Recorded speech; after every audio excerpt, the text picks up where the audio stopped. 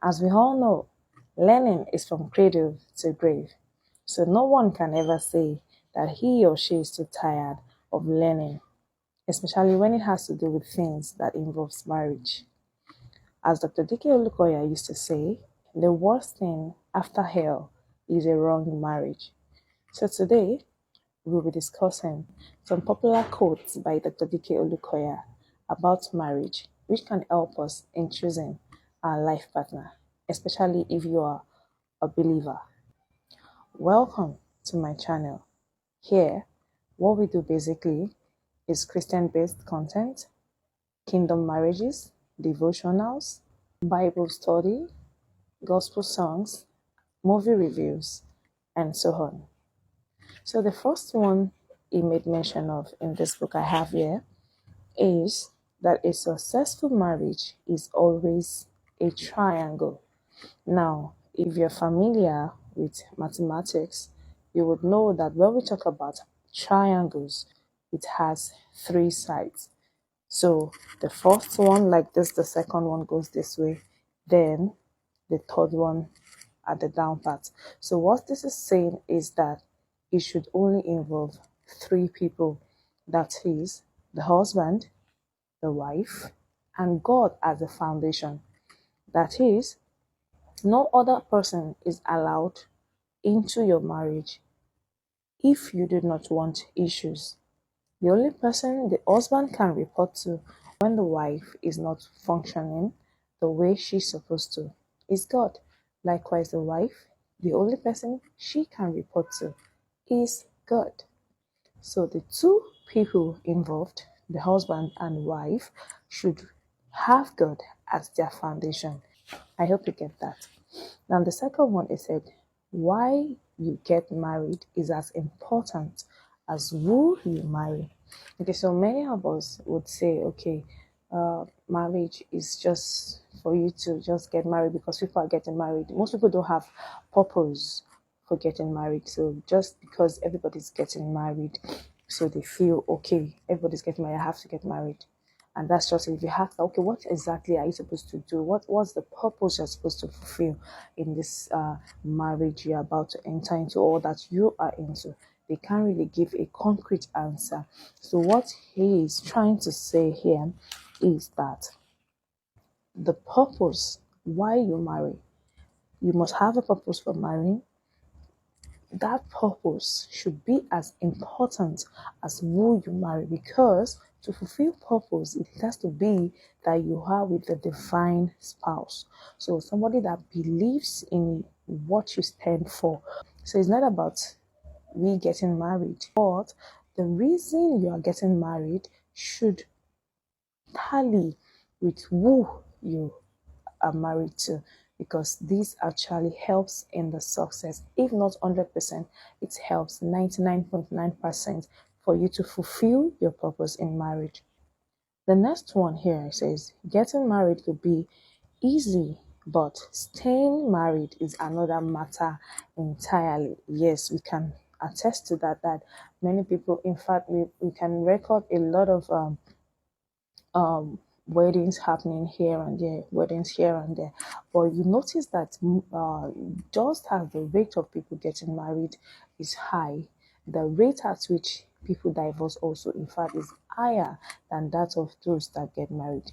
And funniest thing is that you just find out that some people are saying they are married for just 6 months. Some people will say they are married for just a year, and some people will say they are married for 2 years. It's so easy to say I want to get married. It's so easy to get wedded, but to stay in that marriage requires a lot of effort, which most people, I would say, do not really know about. And that's why it still comes to the one we said at first, that you should, the reason why you are getting married should be as important or should tally with who you marry, because who you marry actually determines a lot for the success of that marriage. Another quote here says, much happiness in life depends upon your marital choice. This is so valid. This is so valid. It is simply saying that for you to be happy in marriage, then it depends on the spouse you have. As a husband, for you to be happy in your marriage, it depends on the kind of wife you are married to. And as a wife, for you to be happy in your marriage, it also depends on who you get married to. So that is that. I hope you understand. So your happiness has to do with who you marry. Now, another one says, a man needs divine wisdom from God in choosing whom to marry. I must say, this is not, when we say man here, we're not literally talking about men alone. We're talking about both man and woman. Because as a man or as a woman, we need divine wisdom to choose. We need divine wisdom to say, okay, this is God speaking to me. So, most people these days, people just think, okay, is it not just to marry? Is it not just to find a guy? Is it not just to find a lady to marry? But I must say, it's really more than that. So a man needs divine wisdom, not just your own wisdom. Divine, when I say divine wisdom, it simply means wisdom from God. He needs divine wisdom from God in choosing whom to marry, not just the man, but also the woman. The next one here says, do not place good looks in your choice of who to marry. Well, guys may want to disagree with this because they may say, I have to get married to someone looking beautiful, looking lit, and even the ladies will say, I need someone that is tall, huge, having good structures and everything. But I must say that this is not the bedrock of having a fulfilled marriage. So we're not to look at the looks. If you marry someone, if God says, okay, this is your wife or this is your husband, and this person does not literally look good, you can develop the person. Like D.K Olukoya will always say, our dad in the Lord. He will say, there's no woman that is not beautiful. Have you tried to take care of this woman? Do you feed her well?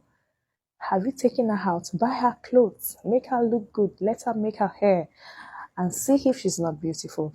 It tells us that there's nobody that is ugly.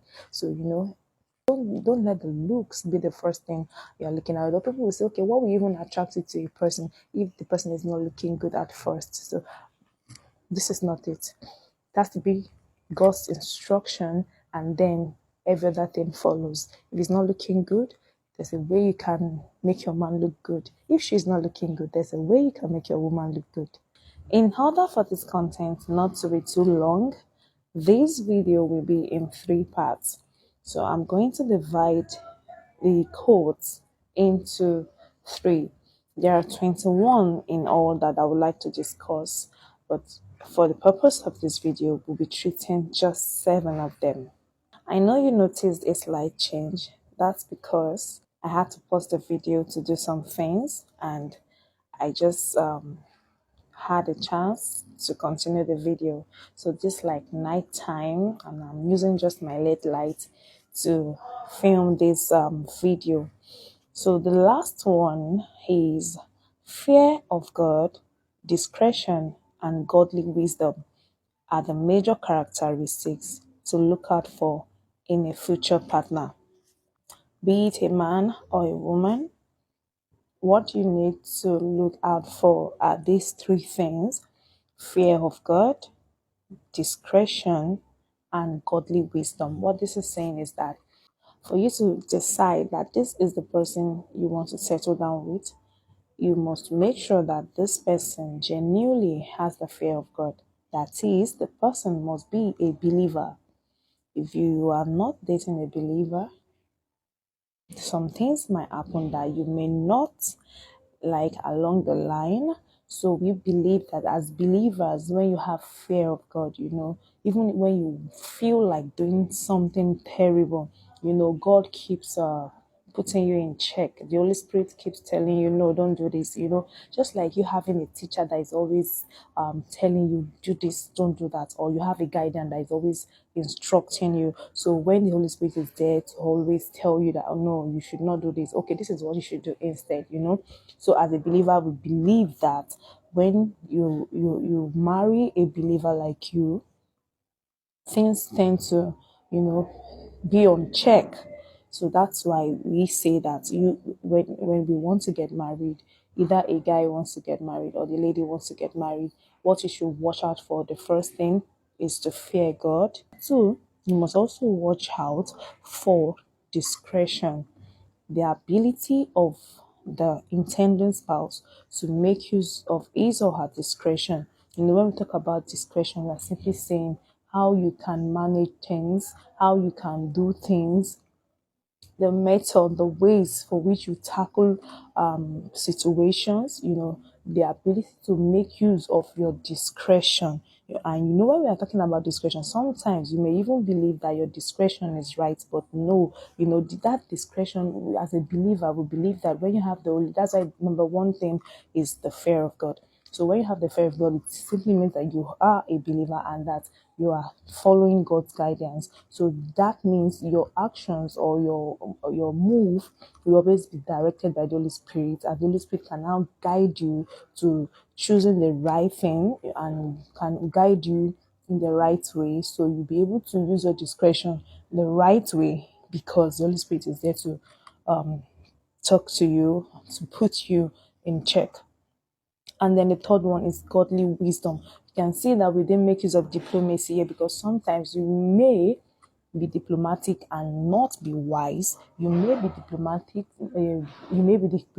and still you are not in the right path. So we believe that when you have godly wisdom, it simply means that all your ways or your actions will be guided by God, just because you are making use of God's wisdom.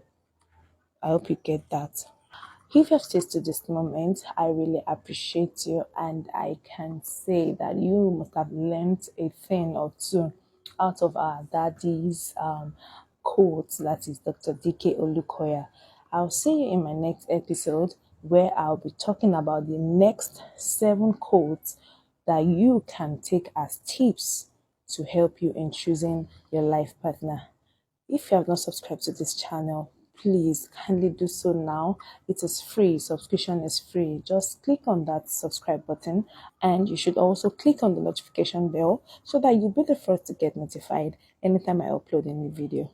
Thank you very much, and God bless you. Bye.